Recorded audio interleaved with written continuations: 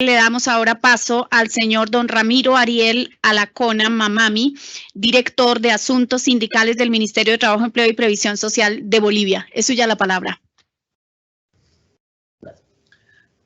Muchas gracias. En principio, tengan muy buenos días y un saludo. Expresar a los organizadores de esta actividad, de este evento, por supuesto, a los anfitriones. Bueno, un placer compartir en este espacio que creemos de relevancia para un sector todavía vulnerable de la sociedad, como son las mujeres. Nosotros vamos a presentar una ponencia a partir de la experiencia desarrollada, pero que es resultado también de una reflexión colectiva como país. Se debe tener presente que el Estado boliviano, el año 2009, ha puesto en vigencia su nueva Constitución Política del Estado. Y esta nueva Constitución Política del Estado es un consenso ratificado por un referéndum, donde han participado todos los bolivianos. Entonces, esta Constitución establece nuestra nueva visión de país. Al presente, estamos con la gestión de nuestro señor presidente, Luis Arce. Él asume funciones el año 2020 y, por supuesto, preocupado por estas situaciones, como ser cómo superamos las desigualdades que existen entre hombres y mujeres. Y, por supuesto, dar el espacio y el lugar que corresponde a la mujer en esta realidad de igualdad. El año 2020, por ejemplo, se ha adoptado una medida urgente. La anterior expositora refería, por ejemplo, a aspectos como la brecha salarial. También nos preocupamos por la brecha salarial el año 2020. Y es en ese sentido que en noviembre 25 se emite el Decreto Supremo 4401.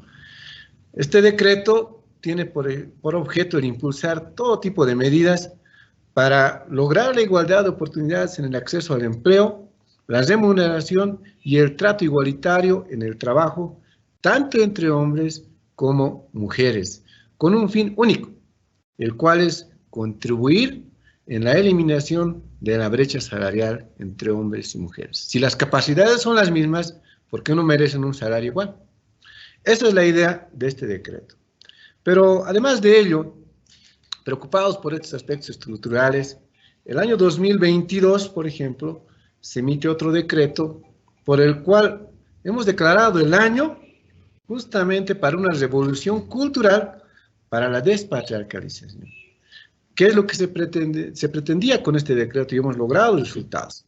Por ejemplo, realizar trabajos de carácter transversal para luchar contra las desigualdades y opresión que viven las mujeres. Entendemos que las labores de cuidado históricamente han sido delegadas a las mujeres en las sociedades. Y hemos visto que esa justamente es una de las principales brechas que presenta estos aspectos de la desigualdad.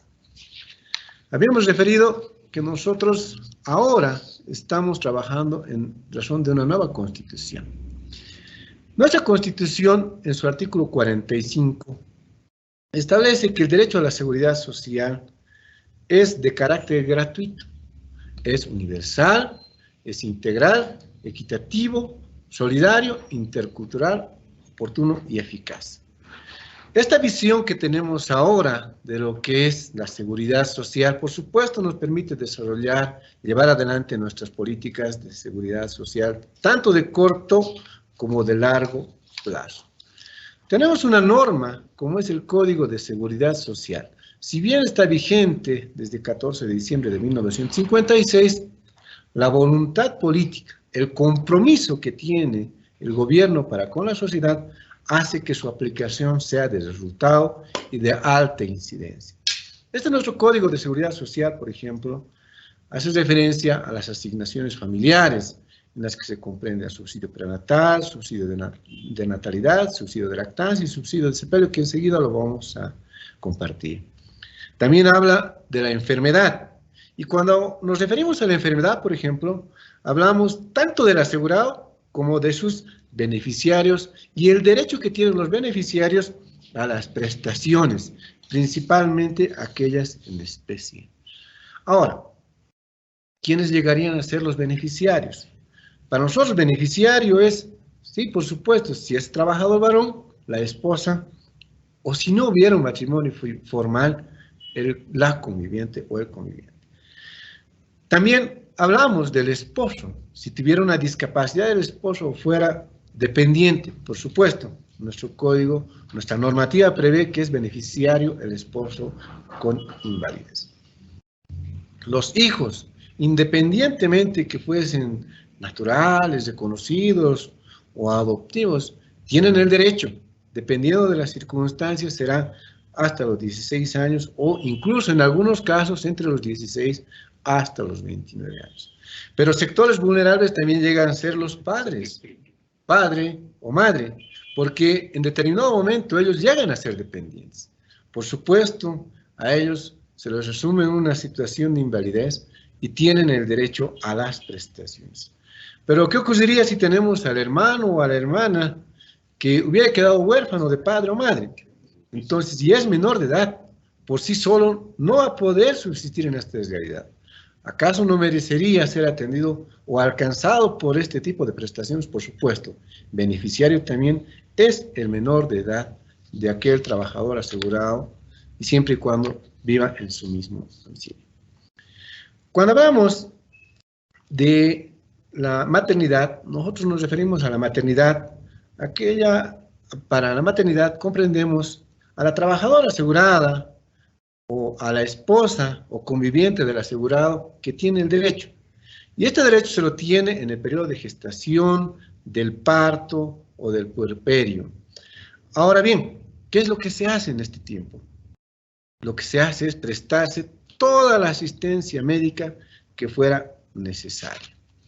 Tenemos un cuadrito que quisiéramos compartir sobre lo que son ya con carácter particular las compensaciones en la seguridad social de corto plazo en nuestro país.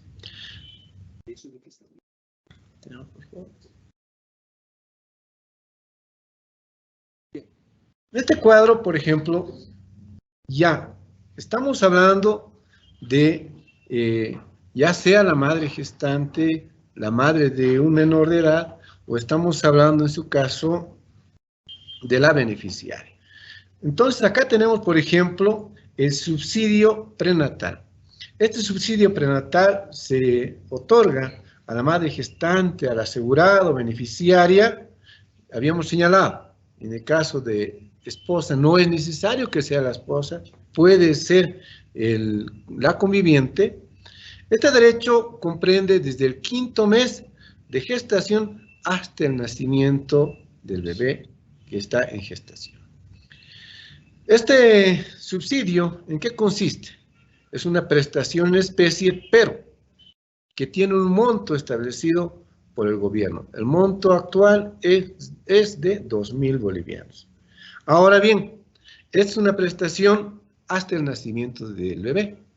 En el momento del nacimiento del bebé, ¿es necesario, por supuesto, otra prestación? Sí.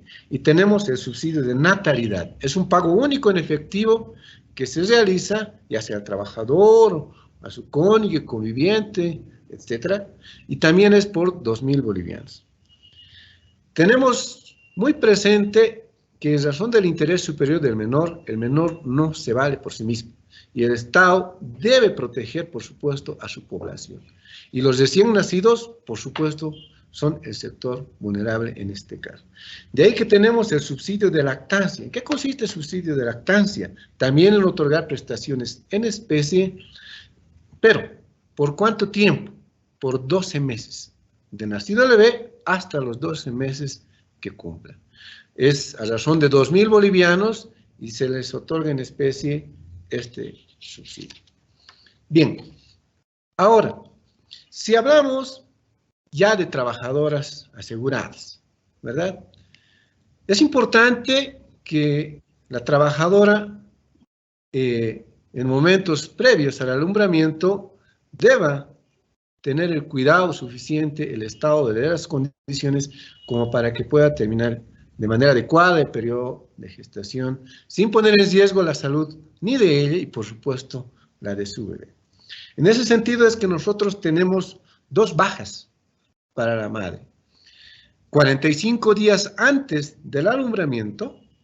Por supuesto, esta baja consiste en que la trabajadora deja de trabajar y se va a cumplir con normalidad, con regularidad, el pago del salario. ¿A quiénes se hacen cargo del pago del salario? Por una parte el ente gestor y por otra es el empleador, en porcentajes diferentes. Es el momento previo al alumbramiento. Y luego del alumbramiento, el proceso de recuperación, la atención que requiere el recién nacido y todo ello, por supuesto, también es atendido a través de la baja postnatal. También ahí entonces se tiene 45 días de baja para la madre asegurada. Bien, pero hay situaciones que debemos tener presente por su particularidad. ¿Qué pasa en las situaciones donde se tiene gran invalidez? Estamos hablando de una especie de discapacidad múltiple. En estos casos, lo que se hace es primero tener la renta de invalidez y a ella lo que se hace es sumarle un salario mínimo.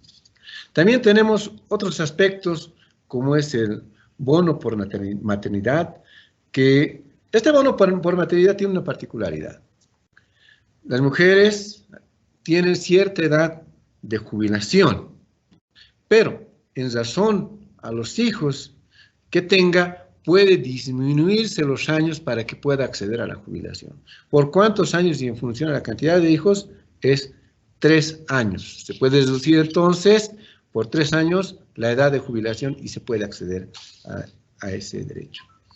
Bien, seguimos hablando entonces, compartiendo las medidas de incidencia que tenemos como Estado. Un sector también vulnerable que hemos identificado es el de las trabajadoras asalariadas del hogar. Hemos visto que la normativa ha tratado un poco de manera particular y en algunos casos, en ciertos periodos, de manera aislada, pero se asume la responsabilidad.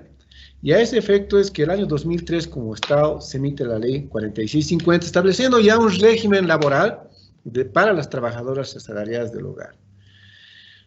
Tenemos un convenio internacional, un convenio de la Organización Internacional del Trabajo, y en el mismo sentido de compromiso lo hemos ratificado a través de la ley 309 el año 2012. Nos referimos al convenio 189.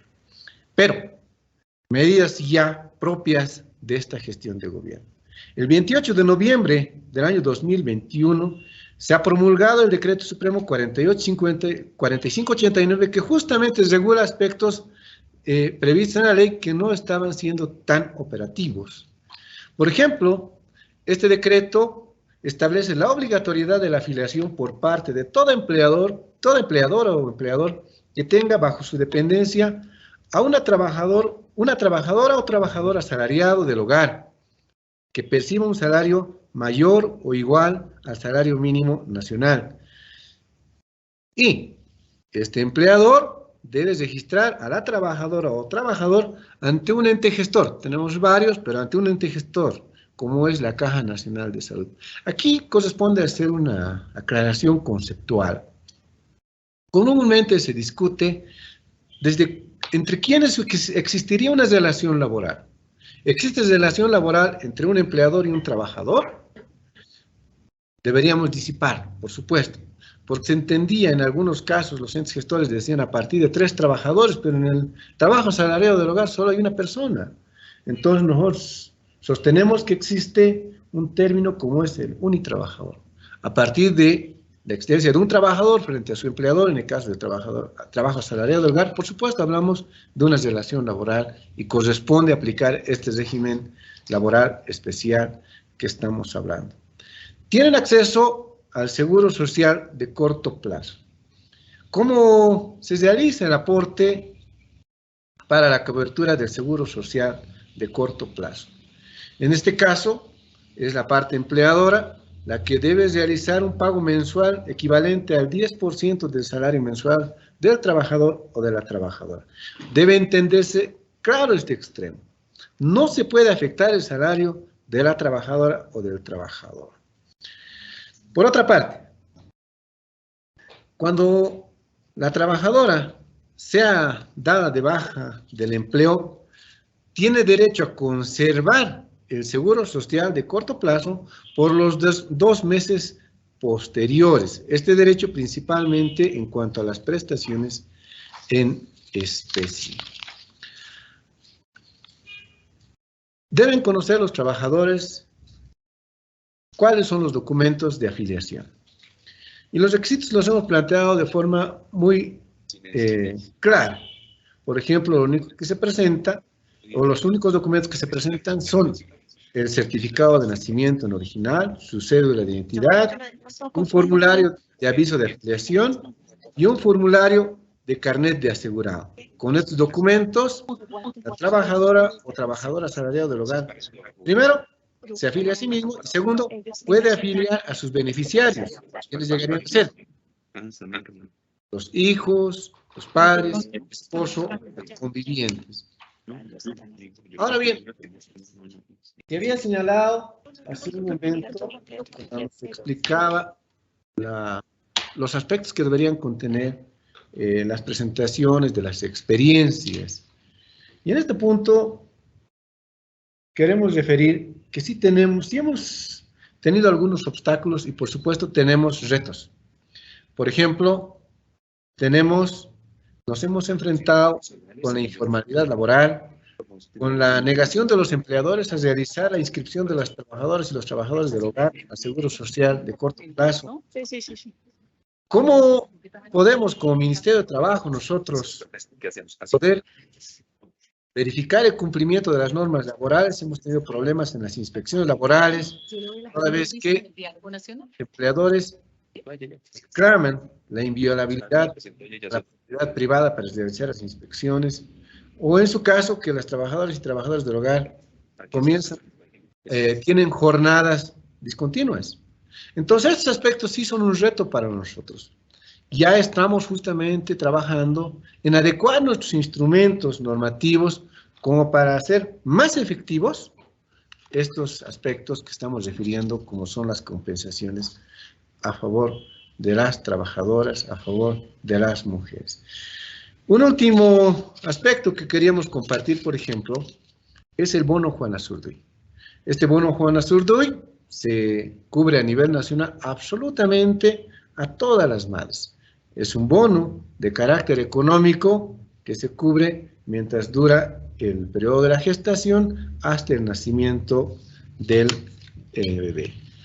Algo que no había señalado y debe tenerse presente. Cuando hablamos de los subsidios prenatal, natalidad y lactancia, este subsidio no solamente es para las trabajadoras o trabajadores asegurados o sus beneficiarios, es para todas las madres gestantes de nuestro país en general. Estas son las experiencias que tenemos como Estado boliviano, que queremos compartir a la colectividad internacional que está en este evento. Muchas gracias. Muchas gracias. Agradecemos mucho al representante de Bolivia su participación.